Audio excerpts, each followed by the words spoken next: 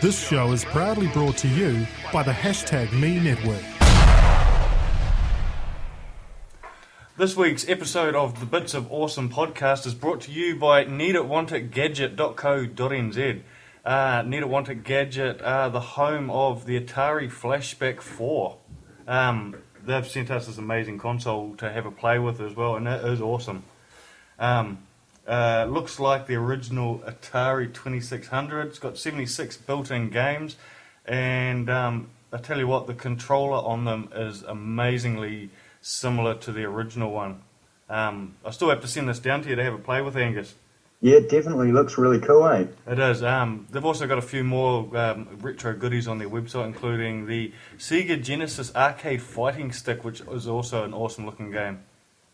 Yeah, it looks like they've also got the Mega Drive handheld. Yeah, I own one of those myself, and they are cool. Yeah, a little bit jealous about that. So check them out, needitwantitgadget.co.nz. There's a link to them on our website. Bits of Awesome, the retro gaming podcast.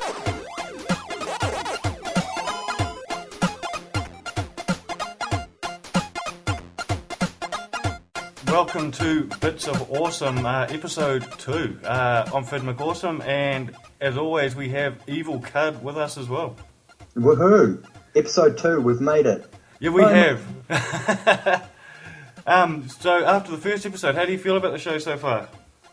I love it. It's my favourite retro gaming podcast. We've had some good feedback as well, and the amount of hits we've had, as well as feedback, has just been awesome. So keep giving us that feedback. Hit us up on either of our Twitter accounts. I'm at Phid McAwesome on Twitter. And I'm Evil Cud. Yeah. Also this week, I actually started my own Tumblr page. Nice, I saw that. Looking really flash. Yep, so if you want to check out my Tumblr, it's probably better to check out my Tumblr than my Instagram now, to be honest. Because that's why I did it, is because on my Instagram account I've also got my family stuff and all that on there as well. So check out my Tumblr, fidmcawesome.tumblr.com. Nice. I can't even remember what my gaming website is called. It's something. Free Your Games or something. Yeah. I can't remember. We'll throw a link to it on the description of the podcast. Sounds good. Anyway, we start off every show with King of the Picks. King of the Picks. Yes. So last episode, our reigning champion, Phid. Now, there's a little bit of a story behind this great pick you got, which was the Street Fighter cabinet. Yeah. Now, is it turned into a money hole? It hasn't really turned into a money hole. I picked it up for $150. I've since found out that the arcade board in it is faulty. And I've spent some money on some spray cans and bits like that to get it working. I've put a new screen in it. So far, I've spent $30 on paint, maybe $40 on paint. The screen in it cost me nothing, and I've spent $30 on the circuit board to convert it from CRT to LCD, which I know is a retro gaming sin. But yeah, the booze happening in the background. Yeah, I know. To be honest, I did it because it was a cheaper option than trying to track down a original arcade CRT. Yeah, a lot lighter too. Yeah. And yeah, the circuit board, the game board in it was faulty. Alan, one of the awesome guys in the our retro gaming boss level group on Facebook, he has kindly taken it off my hands and is looking at it, and he's actually priced up a few fixes on it, and it looks like it's going to be repairable for around about $50 of parts. So not too bad. Not too bad, considering these machines go for $700-800 working and tidy. So I still reckon I'm going to come in at under $100 to get it repaired. Nice. So this week for King of Picks, what have you got? I picked up a few odds and ends this since the last show. I've picked up a couple of PlayStation games for a couple of bucks, including an awesome what was the Buffy the Vampire Slayer. I saw a Bratz game on your Oh, Instagram. yeah, I got a Bratz game as well. Yeah. Oh, I forgot about that. I wasn't going to mention it. I've picked up a couple of demo discs as well for the Xbox, but the best one I did pick up was I picked up an awesome Atari game. Complete, and I mean like completely complete. It's got the original manual. It's got the warranty card still in there. And it doesn't even look like the cartridge has ever been removed from the packaging. And it is River Raid 2 on the Atari 2600 by Activision. Nice. And I picked that up for a grand total of $5. So I'm really happy with that. And it was actually just down the road at the op shop just down the road from our new house. Oh, cool. So my pickups this fortnight, I literally picked up one PSP game, I think. One. And what was that? What was it? It was the only one in the Sallies. I think it was Pursuit Force. Okay. So it was a case of being the only game in the op shop. I grabbed it. Was it a case of I don't want to be the only person in the King of the Picks that doesn't have at least something? Oh, if I hadn't picked up anything in a fortnight, I get a bit jaded by this whole collecting experience because prices are skyrocketing everywhere, and it's beginning to really do me head in. But like with Sally's, which is for those listening, Salvation Army in Timaru, it's like an op shop or thrift store if you're American. They sellotape the games, and the worst part about it is I was like, oh, $5, I've got that in my thing pocket, paid for it, got out, ripped off the sellotape, and opened up, and it's got a cracked UMD in it. So, yes, that was my awesome pick of the fortnight. Yeah, I mean, you've been going through a hell of a dry period, though. Yeah, it's ridiculous. Even with Trade Me, I've been avoiding it until yesterday. There's nothing popping up in the buy sell Facebook groups, garage sales. I've done every bloody garage sale in the last month, and I think I've seen a PS3 Move, like the PlayStation 3 Move starter disc, and a broken PS2 steering wheel. I've got to be honest. That's one thing I've still yet to add to my collection is anything PS3. Oh, see, I pick it up if it's under $5. I'll pick it up for the sake of picking something up. Yeah. Because it's this dry, you just got to grab something. Otherwise, it becomes very disheartening. So I'm going to call it, bro. I think this week I keep my crown. Oh, I bow to your prowess. King of the Picks for another week or another fortnight. Sure are. But in saying that, I do know that you're working on something at the moment which is potentially going to take my crown away, so we'll save that for the next show. Yeah, let's hope that one all pulls through. In saying that, just one other thing. I think last episode I may have been a little bit hard on Nintendo people because I did pick up a 3DS. Now, I bought that brand new, so that's not really King of the Picks sort of material, but it's actually okay. Yeah. I won't rip that. Yeah, I did get a message from you saying that you took back everything you've ever said bad about Nintendo after you purchased that. Yeah, it's a really cool handheld. Like, I'm big on handheld gaming, Game Boy, Game Gear, Atari Lynx, PSP. I really like handheld gaming. You can take it with you wherever, bust out on the couch without having to annoy anyone. And the 3DS is actually pretty cool. Yeah, see, I actually had a moment like that a couple of about a week ago actually, where my wife's trying to get me to go to bed, and I was on a really good run on Tetris on the original Game Boy. I'm sorry, I cannot go to bed until this run's finished. Yeah, it's still one of the best games. I love music. I know, bro, and yeah, I still, if I jump on the Game Boy, it's usually my go-to still to this day. Nice. So this week you are definitely King of the Picks again. Woo! Alright, on to news anyway.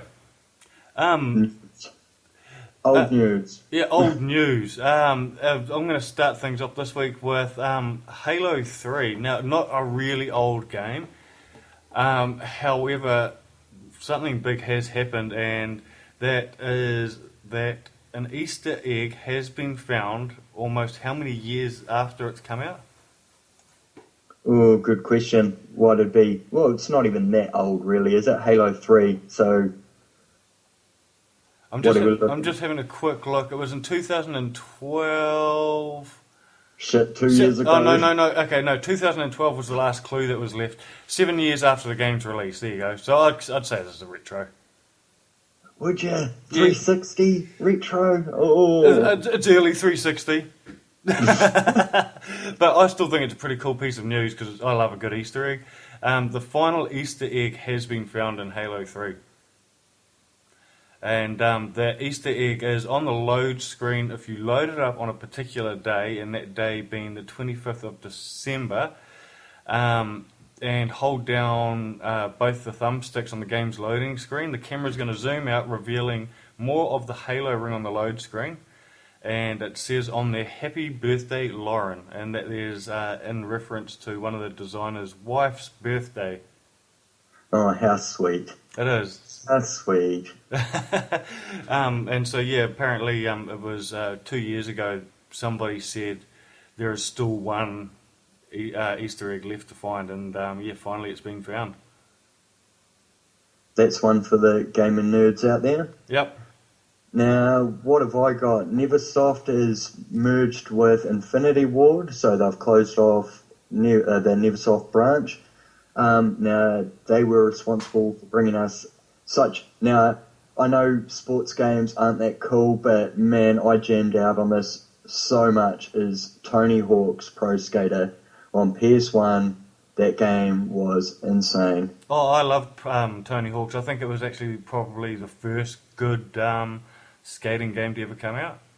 Yeah, definitely, and they had all these cool... Like, I think I liked as a teen growing up, like to think I was like this real extreme hardcore person with a BMX, and so they had Matt Hoffman, that was another good one, Kelly Slater's surfing, all came out of it as well, eh? Yeah. I'm just actually doing a Google search now because I'm thinking they might have been one of the ones that did one of my favourite games back in the day. Keep going, I'm just doing this Google search now.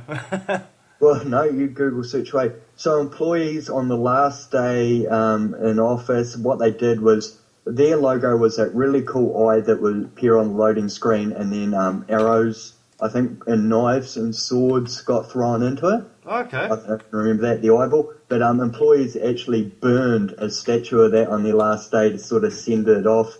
And they were also gifted a giant Bowie knife. With the logo engraved on it, and it is a giant Bowie knife. If you Google to have a look at it, man, it's a massive knife. What a cool kind of gift there. Yeah. One cool little tidbit about Tony Hawk's Pro Skater. Did you know that it was actually built on the engine of Apocalypse? And in the original programming for it, when they were first started working on it, they actually used Bruce Willis's body and head that was left over from the game Apocalypse as the person skating, because they didn't have Tony Hawk yet. Wow. No, I didn't know. That's really cool. Yeah. So they didn't make the game I was thinking of. The one I was thinking of was a BMX game, and I can't remember the name of it. But Dave Mirra? Dave Mirra. That was an amazing game. Yeah, that's when you had to tap X or square or something to get him pedaling real fast. Oh, that game was good. Yeah. But games that did come out of Neversoft was Skeleton Warriors, MDK, Apocalypse, the Tony Hawk series, of course. They released a Spider-Man game back in 2000. Guitar Hero?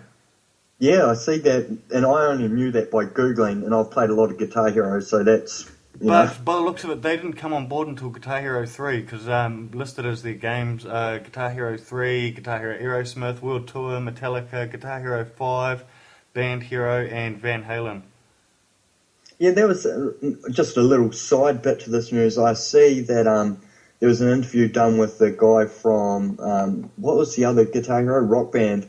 Yeah. They were talking about, with the next-gen consoles, now this is way out of retro field, but, how they haven't had any Guitar Hero games, or, are the plastic instruments dead? Is that something they're looking at bringing back? And, yeah, apparently they will be making a comeback, but they just haven't got around to it yet. Oh, cool, because it is something that we haven't really seen yet. No, so people have all these plastic guitars and stuff sitting away in the corners of their room. They take up a lot of space, eh? Yeah, I've only got a Guitar Hero guitar. I actually don't own any Guitar Hero games or anything yet. I've got a box on. I don't know. I could see drum kits come up quite often, but I just don't have the room for that. Yeah, exactly. It's exactly the same reason why I've sort of held off on buying them. So, yeah, Neversoft no longer around. No. What else in the news? I think Nothing really. That's just about it, to be honest. So I think we should jump straight into the main section of the show, which is a doozy this week. Press start. Yes, any credibility that we had as a retro gaming podcast is about to be blown out the window. Xbox. Well, the original Xbox, we're going to talk about the original Xbox mainly because we had the opportunity this week to chat to Major Nelson from Xbox Live. What a top guy, eh? Yeah, he kindly took time to have a chat to us. But what is cool is later on in the show we'll play the interview. But he not only has a chat to us about the original Xbox and coming up with Xbox Live and the tweaks and stuff that they had to make to the Xbox Live platform when it first started, but he's also going to chat to us about the Atari dig site that he happened to be at when they unveiled that the E.T. burial site was a true thing. Yeah, now the cool thing about this interview, and it's something I hadn't thought about until he said it, they were at a dump site, and imagine that smell and that heat. Oh, it would have been a horrible thing. And it's you read all these articles and, that's cool about the game dig, but what about that stink? Yeah. So keep listening because later on we will play that interview, and it's actually part 2 of an interview we did on #radio. So if you want to hear about the Xbox One news and stuff that we went through with Major Nelson, make sure you pick up, go back and listen to the last episode of #radio as well. So anyway, the Xbox. We'll start things off with... I'll go through a few bits and pieces about the original Xbox. The Xbox was the first video game system to feature an internal hard drive at 8 gigabytes. So owners didn't actually need any memory cards or storage to store anything on the machine. The high-powered custom-made processor of the Xbox actually was a joint effort between Microsoft and Nvidia. And yeah, I think this was probably one of the biggest selling points of the Xbox when it first came out. Yeah, you'll have some gaming geeks out there complaining that they were so heavy, but that hard drive is why. Yeah, I mean, they were a behemoth of a machine. Yeah, but I'd rather that than having hundreds of those tiny memory cards floating around everywhere. See, I said this on the last show, I grew up a Sega kid, and I crossed over to PlayStation after Sega's untimely demise. So I was never an Xbox guy when the Xbox first came out. However, a lot of my friends were Xbox guys, and I remember I was stoked because I had the PlayStation and they were all still on their old machines and stuff. And I remember being a little bit jealous when they finally got their Xboxes and going around there and seeing that they had these hard drives and they could save all their music on it and didn't need memory cards and stuff like that. Yeah, see, I never actually had, or I had a PlayStation, but being, I guess, poor or whatever, I think I had like 2 games. So I went straight, and that was PlayStation 1, so I went from that to the Xbox, which was a massive step up, so I avoided PlayStation 2, really. Yeah, see, I had the PlayStation 2, and I remember being tempted to go and buy the PlayStation 2 hard drive just so I could say to my Xbox mates, oh, well, I've got a hard drive as well. Nice add-on. Yeah, exactly. I actually didn't end up getting a PlayStation hard drive until recently. There's also in the interview, and this was an interesting thing he touched on, I guess Microsoft's forward thinking about video game consoles. Yeah, you're people have to listen to the interview, and I won't give too much away, but there's one particular thing that I didn't even think about until I listened to that interview about how forward-thinking they were at the time versus PlayStation. Now, you know what I'm talking about, right? Yeah, definitely. I think them also as well with the hard drive ability, they were the first one to really look at a complete media center. I think PlayStation started it with the ability to play CDs and things like that, but the Xbox was definitely well ahead. Yeah, and let's be honest, the Xbox had a much comfier controller. See, now, this is one that I will debate you on. I still, to this day, love a PlayStation controller, and I've been an Xbox 360 person for the last generation. And I've just picked up the PS4, and I just felt back at home with the PS4 controller because I loved the original PlayStation controller. Yeah, no, I find with PlayStation, the DualShock sticks, how you've got to position. Now, I haven't touched a PS4, so you could probably argue that, Andrew, but going from Xbox and 360 to a PS2, getting those DualShock controllers, man, it's just not natural for your thumbs to sit up that high. So I'm definitely an Xbox kid there. Yeah, see, I think with the controller, I found it a bit awkward with the size of, especially with the original version of the controller that first came out. It was such a huge control pad, and it was the one thing that I didn't like about the Dreamcast when that came out was it had a huge control pad, and then the Xbox controller, which let's be honest, they've almost completely ripped off the Dreamcast control pad, was just as big and bulky.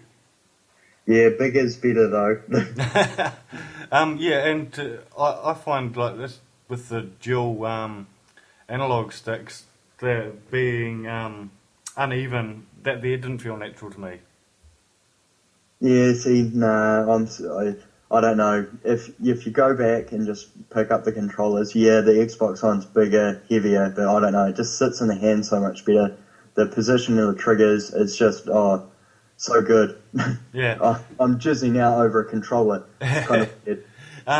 There was actually a lot of complaints about the standard controller when it first came out, and it forced them into redesigning it and releasing the compact S model controller that came out in Japan as the norm for the Western Xbox as well. Yeah, and was that due to also the cord you were saying last week? And I've gone and looked through my controllers. Now, the original ones have that big giant X on them, eh? Yeah. They're big, and they got the tiny thin cord. It looks ridiculous streaming out of it, yeah. And they're notorious for snapping off at the controller. Yeah, no doubt. One of my ones is actually like it, so I've never used it. Yeah. So what would, for you, in Xbox times, your favourite game? Oh, my favourite game on the Xbox, to be honest, the standout one for me was GTA, was it GTA 3 when it came out? Yeah, see, I was thinking about this all week, knowing that it was going to be an Xbox thing. And I really wanted to pick an Xbox exclusive, you know, the lovely only for Xbox stamped in the corner. But I'm going to have to just go out and say it like Mortal Kombat Deception. I spent a lot of time on that game, on that console, and so that's my pick. Yeah, and if I was going to go for a standout Xbox exclusive, you actually can't go past the seminal Xbox title, and that would have to be Halo 1. Yeah, definitely. Now, I can hear the boos, but I was never really a Halo person. I was never a Halo fan as well. Just don't like the idea of shooting lasers at aliens. It doesn't do it for me, I don't know. Yeah. So and that's why I didn't go for it as my favourite, but I think if you want to go for a game that did sort of show the power of the original Xbox and has sort of made Xbox what it is, you have to say it's Halo. Oh, definitely. And also, I guess it got that crossover of, PC gamers as well. It helped in that. Oh, definitely. Did you realise that the Xbox was actually a secret project by some of the staff, and it wasn't originally sanctioned by Microsoft? No. Now, does Major Nelson touch on that a little bit? I asked him about it, but he won't. You'll hear later. He doesn't really go into the question. He's a little bit tight-lipped on it. It was before his time, though. Yeah. So, yeah. Yeah, exactly. But I've seen documentaries with the two guys that designed it, and they've both said that, it was not a project that was approved by Microsoft at the time. And the original idea was it was going to be the Direct Xbox, with the name taken from Microsoft's DirectX engine. Yeah, and also very interesting in the interview how he talks about the stars aligning for Xbox at that time. I think there's a lot of truth in the whole, is Xbox responsible for the death of Sega, or did it help to the death of Sega, or did Sega's demise in a way help Xbox? There's that whole back and forth there because, with their recruitment around the Xbox staff, it's quite a cool story. Yeah, I think now's probably a good time to jump into the interview, and we'll come back and have a chat more about what Major Nelson has to say. Yeah, sounds good.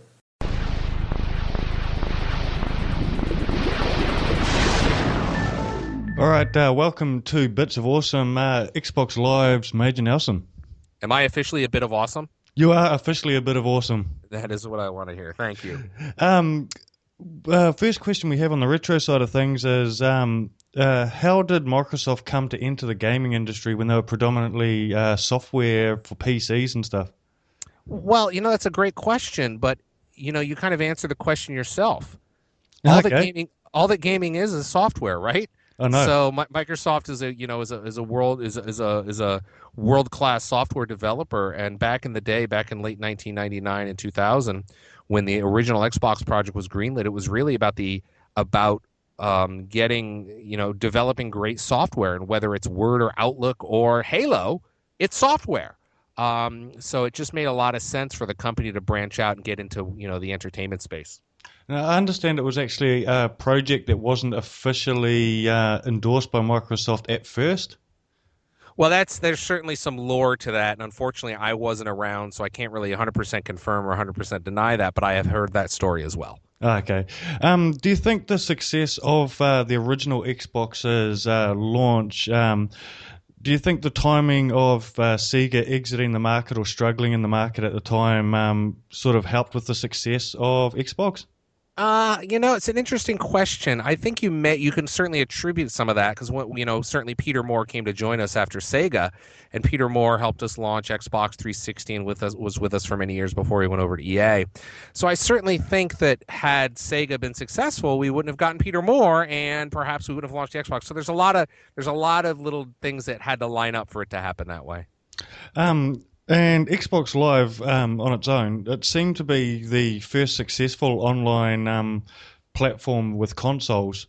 What do you think Xbox did different that helped for it to sort of be the first online platform to be successful? I think a couple of things. One was we made the decision early on before the original Xbox launched, we were going to put a network port in the back. Which back in 2000 was, well, what is that all about? Networks. People are using dial-up modems. It just was insane because we weren't going to be able to use that port for another year. So what happened was a lot of folks used that port for Halo local multiplayer LAN, which was great. So it kept people busy for a year. And then we brought Xbox Live on.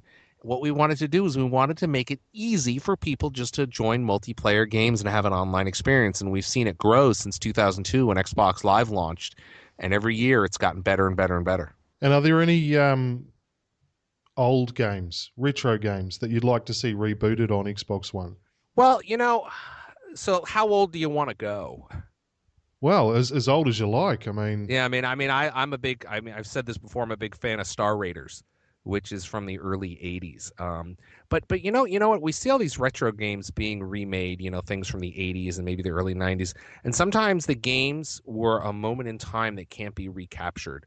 It's very, very difficult to update a game and still retain the nugget that really made it special. We look at Pac-Man Championship Edition was certainly one of those that achieved that, was successful that the second time around from the original Pac-Man. So just to bring it back home, I'd probably like to see Star Raiders remade. How did Microsoft come to be involved in the Atari burial site dig? Oh, excellent question. We have our Xbox Entertainment Studios down in Los Angeles, and they look at a bunch of different shows. And one of the shows that came across their desk was talking about the history of Atari and really around the video game crash of the 80s. And this is a pivotal moment. This is this particular event, the E.T. game and the burying of these cartridges in the desert was part of that story. So it just really feels like a story that needed to be told. So the team greenlit the project, and the rest is in the process, is history in the making right now. And what was it like being there as the urban myth was proven to be true?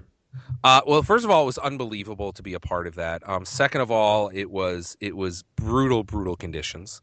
Two words you never really want to hear together: hot garbage. It was brutal, but it was awesome that we had hundreds of fans show up to a landfill in the middle of nowhere, New Mexico, in Alamogordo, New Mexico, which is a small, tiny town, an hour plus outside of El Paso. So it's unbelievable that we got that many people there, and it was great to have this. There was this camaraderie in the middle of the desert in this landfill as we were chopping through the trash to get to the E.T. cartridges. So do you know how many cartridges and bits of machinery and stuff were actually found in the end there? Well, I don't know how many were found. When we left, we were not allowed to keep anything. The documentary crew was able to pull some out, but we know how many were buried because we actually had someone there whose job 30 plus years ago was to get rid of these things. So he knew how many were there. But I don't know exactly how many we've actually pulled out. Okay, so do you know what's going to be happening with the carts and equipment that were removed? Well, first of all, we don't yet. I'm sure they're going to be involved with the premiere of the film, which is going to hopefully happen later this year. But other than that, I have not been told what's going to happen with that stuff. Hopefully it's going to go on a little bit of a tour. Yeah, that'd be amazing to see ourselves. Yeah. Around about the same time as the Atari dig was going, I believe you're actually on your way to the Atari dig. On your podcast, you had a chat to one of the original architects of the video game industry. Yeah. Go ahead. So what was it like meeting them? Well, it was fascinating to meet people that were that essentially made this industry. When we talk to people like Nolan Bushnell or some of the other folks that worked way back when it was really coming down. You're talking about probably Ralph Baer. Yeah, Ralph Baer. Yeah, Ralph. Yeah, Ralph is an unbelievable individual. He's 92 years old. He essentially invented what we now know as video games. He used to call them TV games. And it was probably one of the most unbelievable afternoons I've ever spent at his home in New Hampshire, walking through his workshop and kind of talking to him about what they were doing. They didn't want to. It's not like they wanted to create a business. They just wanted to make stuff that was fun using technology, which is really true today. It sounded like he had an amazing memory as well. Oh, he was really, really. I mean, I hope I'm that with it when I'm 92 years old. He was really sharp as a tack, and it was just great to be able to chat with him and learn a little bit about the industry from his perspective. Frankly, the industry he created.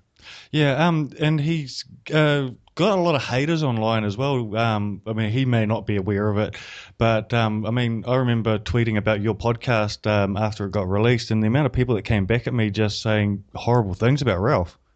Yeah, I don't really understand that. I don't understand where the hate comes from. Once again, the online hate, but I can just tell you he's a genuine man. He's an incredibly smart individual. He's a gifted engineer, and I thanked him on behalf of all the video gamers for the wonderful industry he created. Yeah, and I'm glad you did thank him because he was an amazing architect. Yeah, precisely. And I think my last question regarding Ralph was how amazing was his workshop. Oh, it was like Santa's workshop. I mean, you go down there, and I remember it was in the lower portion of his home, and he had, we had the original Magnavox Odyssey, the brown box. He had the original controllers. He invented the light gun, and then he invented other things. So it was just he invented this Simon, which was a game from the mid '80s that maybe some of you remember. But it was just interesting to see all the different things he invented, and not only that, but he brought me into his lab, and he's still inventing. He's still got circuit boards out on his lab. He's got a magnifying glass out. He's working on things like probably right now. So, That's an amazing are you individual. able to tell us any of the stuff that he was working on? Well, he wouldn't really tell me. He kind of talked about it was like working like a baby stroller, some type of electronic baby stroller, I believe is what I recall from the conversation. But he was a little cagey about what it was. Yeah. And what can we expect? Are you going to be having a chat to any more of these architects in the future on your podcast? Well, certainly once the E.T. film premieres, I'm going to have some of the folks that were involved in the filmmaking, again, the director and so forth. I'll have some other folks on there. There's a lot of stories to be told in this industry, and I'm going to try to tell as many as I can of them. Oh, that'd be awesome. So, just for the listeners out there, where can they find your podcast? Absolutely. You can find it at majornelson.com, and it usually goes up once a week. I've got a little bit of a crew that we do it. We try to do it once a week or as close as we can get to it. And where can people find you online? Absolutely. You can find me twitter.com/@MajorNelson, all one word, and again at my blog at majornelson.com. All right, so that's the interview. Thanks to Major Nelson for taking time out to have a chat to us. What a splendid dude. And it was cool to actually hear him get really excited about the old school stuff. Yeah, definitely. And you sort of forget. I kind of really appreciate how he reflects on his roots, and appreciates. It's quite easy to forget about the past and move forward, but he sort of has that. I know. I kind of get a vibe of honourableness from him. I'm rambling. Yeah. Yeah, I definitely agree. To hear what it was like chatting to, and what was the guy's name? The original architect of video games, Ralph. Ralph. Yeah, definitely. I actually forgot that guy's name. I'd made sure I read the story about the podcast before the interview, and then as soon as I was doing the interview, I completely forgot Ralph's name. But imagine being able to have a look at that guy's workshop. Yeah, and interesting, he's working on like a baby stroller or something now. Yeah. And he's, 92? How cool, to still be tinkering away. It's cool. Tell you what, if you get a chance, check out Major Nelson's podcast, that particular episode, and it's one of the ones just before E3. No, it's not before E3, it's the one just before the Atari dig. It's an amazing interview, that one. Yeah, and see, that whole Atari dig, after hearing what he said, now, for those listening, and you just don't want to know, but I've got a sensitive gag reflex. Smells can make me vomit. Oh, really? If something smells off, I just can't tolerate it. I'll be dry reaching everything. So there's no way, nostalgia reasons, video game, whatever, I wouldn't been able to be at that dig anyway. I would have just been the whole time. Oh, see, I would have loved to have been there. Yeah, I would have loved to think I could force that stuff if it stunk, and I could just imagine that heat beating down on, the crap. And I just, But someone had to do it, And I'm glad they did. Now, just before the interview, we started talking about, you started talking about the Sega relationship with their timing and all that. What's your opinion on it? Do you think that the death of Sega and all of that sort of helped with the popularity of the Xbox? I think, personally, the Saturn was released either too late, and then the Dreamcast was sort of pushed out to be like, okay, quick, get this out. They put that too close together, so I think it was, two Xboxes. Xbox isn't to blame for the death of Sega. Sega's probably completely blamed for the death of Sega. But I really think, the recruitments that they got from that and a bit of that Sega vision is probably why it was so successful. Because no doubt, a few Sega people would have, or Sega, if you're American, people would be hurting, and to go to that Xbox team and do, such a good job. I think, if anything, the timing was amazing. Where you had basically an entire group of people that all of a sudden had lost their machine. They were looking for somewhere to go, and it was either Sony, who some people were a bit sour against, or Microsoft, who everybody was familiar with. Yeah, dead right. I think, yeah, like he said in the interview, the stars aligned, and it was just one of those moments in time that everything was right at that time for a reason, and yeah, I think that's just what it is. Yeah, exactly. And interesting to hear about Xbox Live and his opinion on why they got it right. Yeah, and see, this is what we were talking about before the interview as well, the network port. And he says, they knew that it'd be a year before anyone could really use it the way they wanted it to be used. But they had to put it in the console then. Yeah. So it's all out. Did you get the feeling that he was sort of trying to take credit as Microsoft doing it first, though?